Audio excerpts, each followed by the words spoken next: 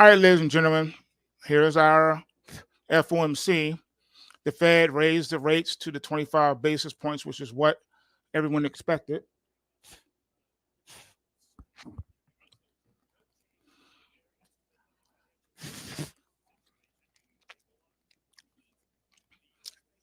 And just like moments before the report was released, somebody obviously had their hands on it because the Dow futures jumped well over 100 points.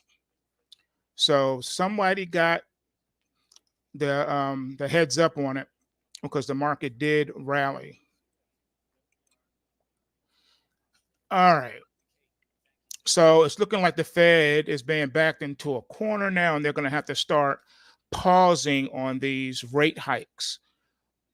The belief, the word on the street is that the Fed raised too aggressively, too quickly, and as a result of that, they now need to pause. So today's rate hike most likely will be the last one for a while because they did too much too quick. So that's kind of the consensus right now as we're moving forward. We still don't know what's going to really transpire. We're going to see how this market really reacts.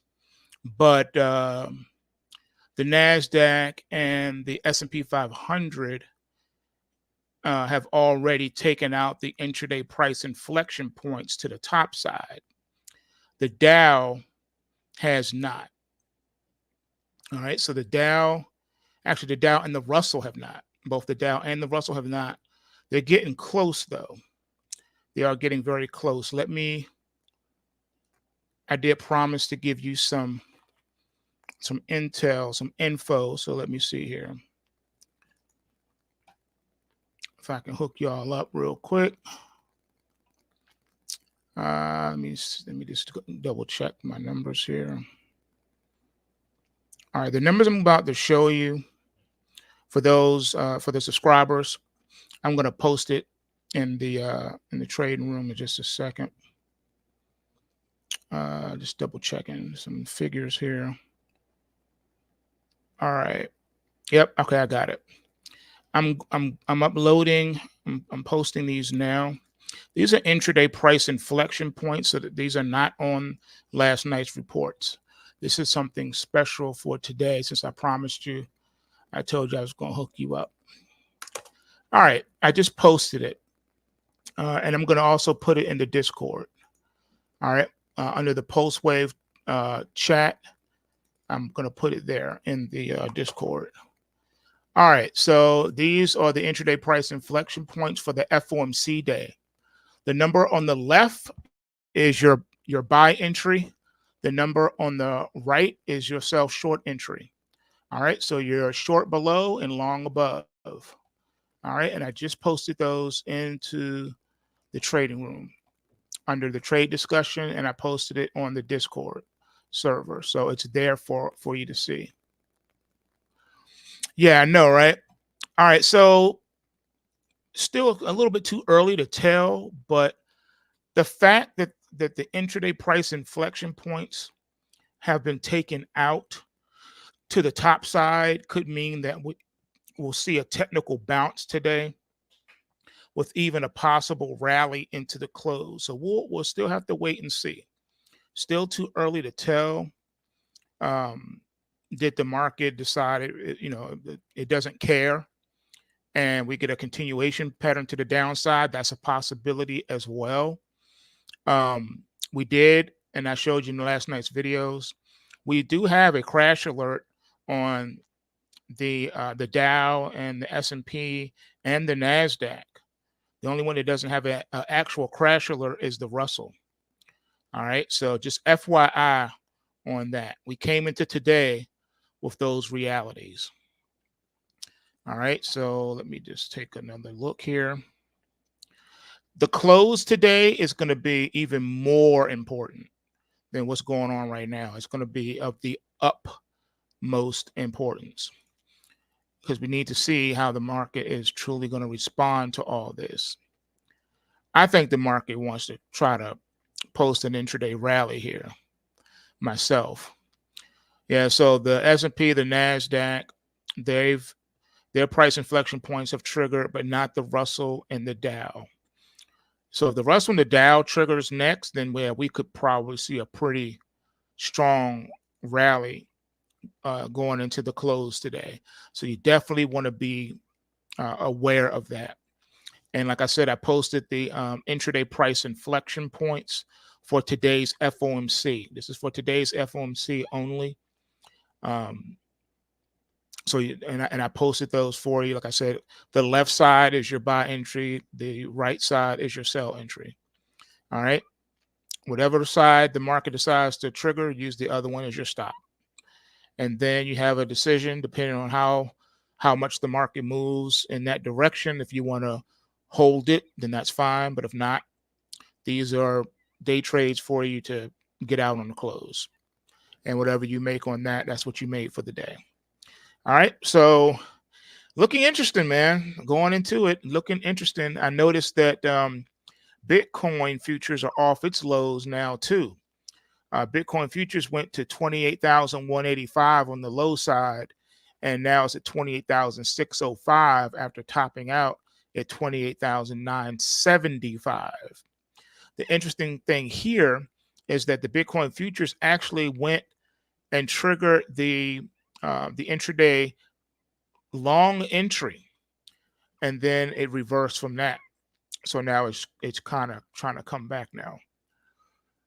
So, they're still saying too that the U.S. banking system is sound and resilient.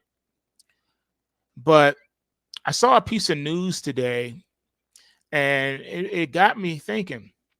You know how here in the U.S., if you want to do some international travel, most people will go to the State Department's website and look at all the travel warnings so you can be abreast of where you're going, what the climate is.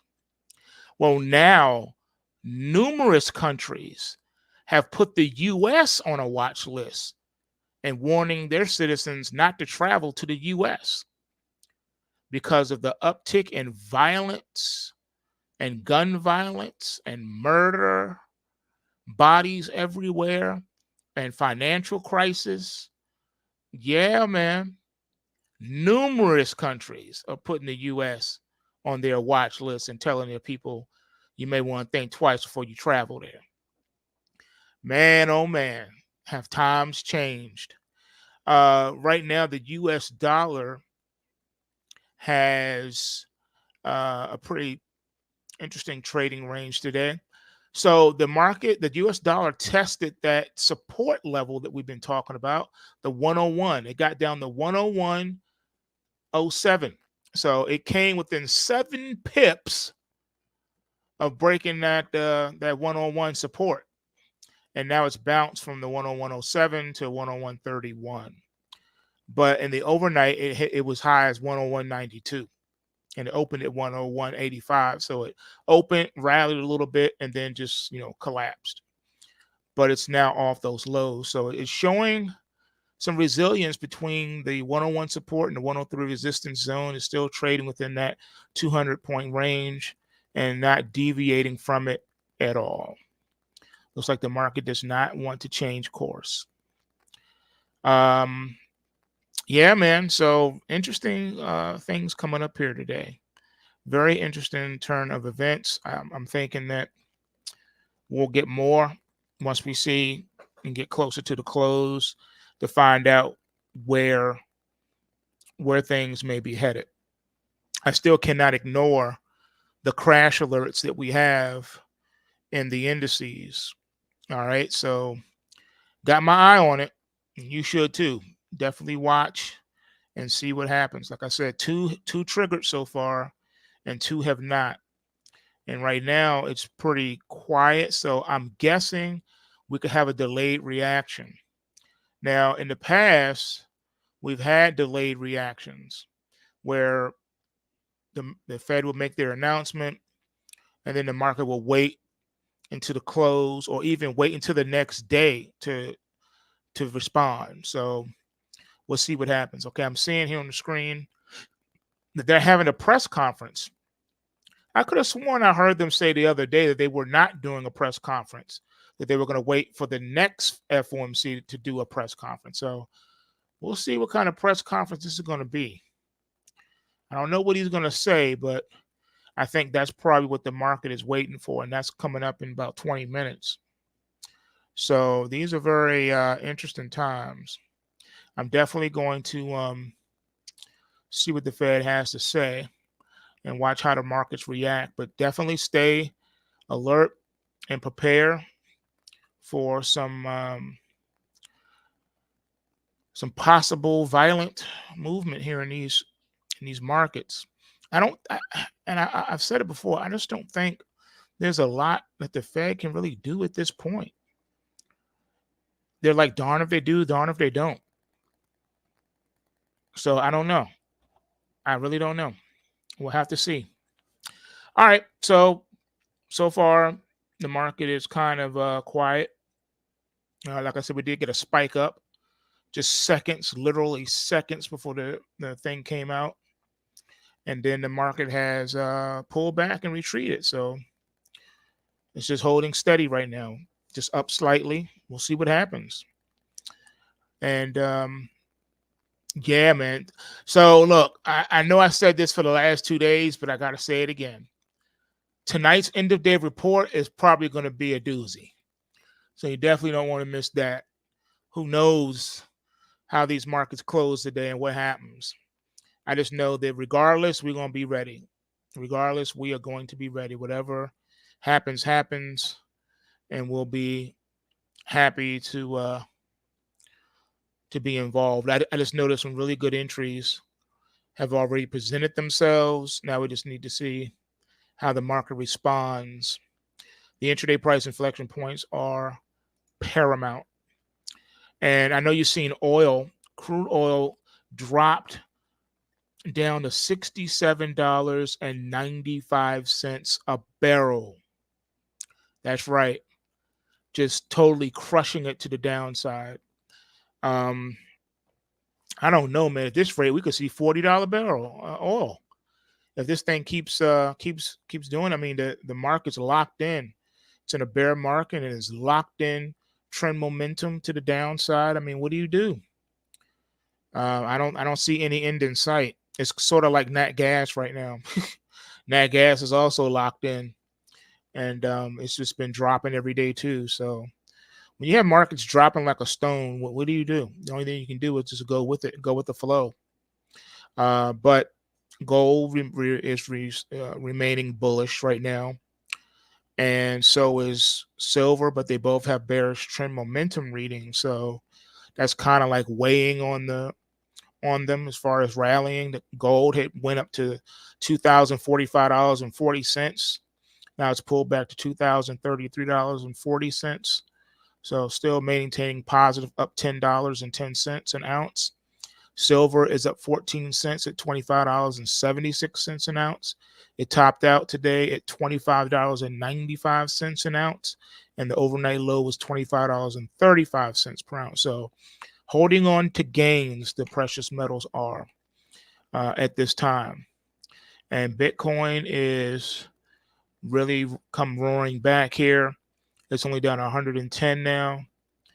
Nope, make it down only 85 now. So the Bitcoin may turn positive here, ladies and gentlemen. That's what I'm watching for. It may go positive. And I know we had that neutralize bar from last night's video. But there is an intraday price inflection point. Same thing with Ethereum.